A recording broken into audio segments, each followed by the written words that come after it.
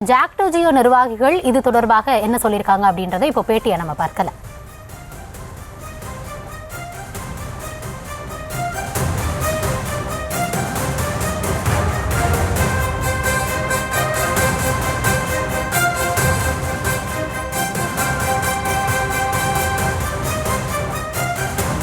ஒன்று 4/2026 வழங்கப்படும் என்று சொல்லியிருக்கிறாங்க.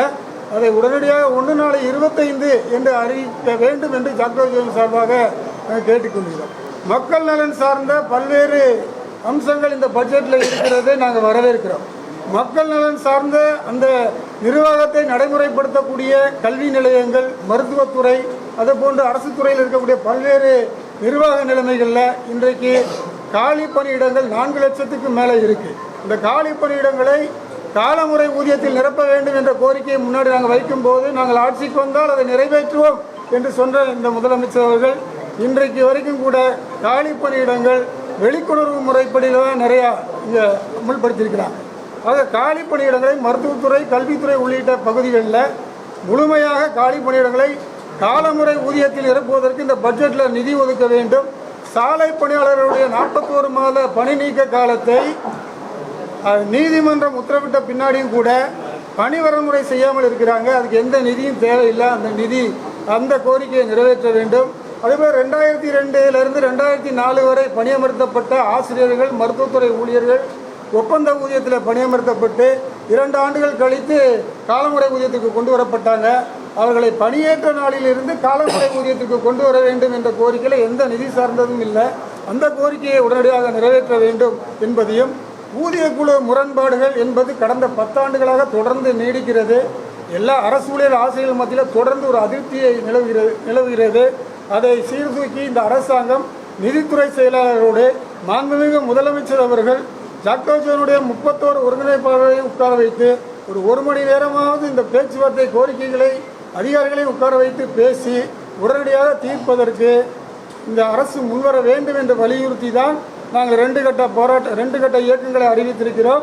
23/3/2025 ஞாயிறு அன்று உண்ணாவிரத போராட்டமும், அதே போல் 30/3/2025 அன்று மாநில ஒருங்கிணைப்பாளர்கள் கூட்டத்தை கூட்டி அடுத்த கட்ட முடிவை எடுப்பது என்றும் இந்த ஜாக்டோஜியோனுடைய மாநில ஒருங்கிணைப்பாளர் கூட்டம் முடிவெடுத்திருக்கிறது.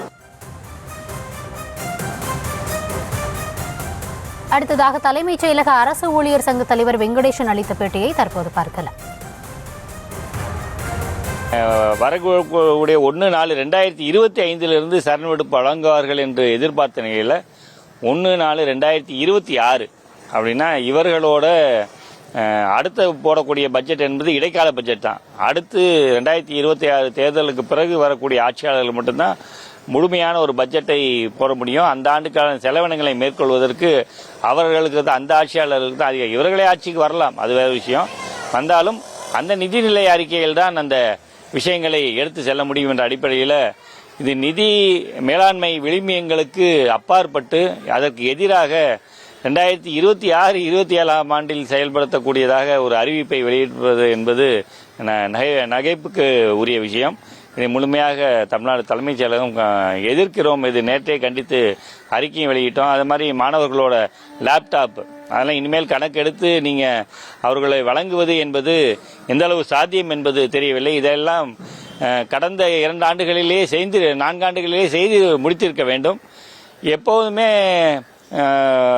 நடைமுறையில் பார்த்தீங்கன்னா ஆளுகின்ற ஆட்சியில் இருப்பவர்கள் கடைசியாக போடக்கூடிய பட்ஜெட்டில் ஒரு தேர்தல் வாக்குறுதியாக தான் கொடுக்கக்கூடிய ஒரு நடைமுறை என்பது பின்பற்றப்பட எல்லா மாநிலங்களும் பின்பற்ற அந்த அடிப்படையில் தான் திமுகவோட இந்த பட்ஜெட்டும் என்பது இருக்கிறது. அதே மாதிரி நாங்கள் அந்த பழைய ஓய்வூதியம் என்பது அதற்கான முதல் சொன்ன ஒரு அலுவலர் குழு 9 மாதங்கள். இதை நாங்கள் பலமுறை சொல்லியிருக்கோம். இது கடந்த அதிமுக ஆட்சியில் அந்த வன்னியர்களுக்கான உள் ஒதுக்கீடு 10.5 விழுக்காடு கொடுத்ததை போல அந்த ஓய்வூதியத்துக்கான அறிவிப்பும் என்பது கடைசியாக போகும்போது ஒரு ஆணையை வெளியிடுவார்கள். அது எந்த விதத்திலும் நடைமுறைப்படுத்த முடியாத அளவுக்கு செயல்படுத்தக்கூடிய ஒரு ஆணையாகத்தான் இருக்கும் என்ற அடிப்படையில் இவர்களோட அறிவிப்பு என்பது முழுமையாக அரசு ஊழியர்கள் ஆசிரியர்களை புறக்கணிக்கக்கூடிய ஒரு அறிவிப்பாக தான் இருக்கிறது என்பது பட்ஜெட் ஒரு நிதர்சனமான உண்மை. அதான் சரண் விடுப்பை எதிர்பார்த்தோம், அது காணல் நீராகிவிட்டது. அதே மாதிரி அந்த அலுவலர் குழு ஓய்வூதியம் தொடர்பாக அதை கலைத்துவிட்டு ஒரு கொள்கை முடிவை இந்த நிதியாண்டிலிருந்து நடைமுறைப்படுத்துகிறோம். அதைவிட 42,000 பணியாளர்களுக்கு இந்த புதிய ஓய்வூதிய திட்டத்திலிருந்து பணியிலிருந்து ஓய்வு பெற்றவர்கள், பணியிலிருந்து இறந்தவர்கள் ஒரு 42 பணியாளர்கள், அவர்களுக்கு இந்த ஓய்வூதியம் வழங்கவில்லைனால் கூட அந்த பணிக்கொடை கிராஜுவிட்டி என்பது வழங்க வேண்டும்.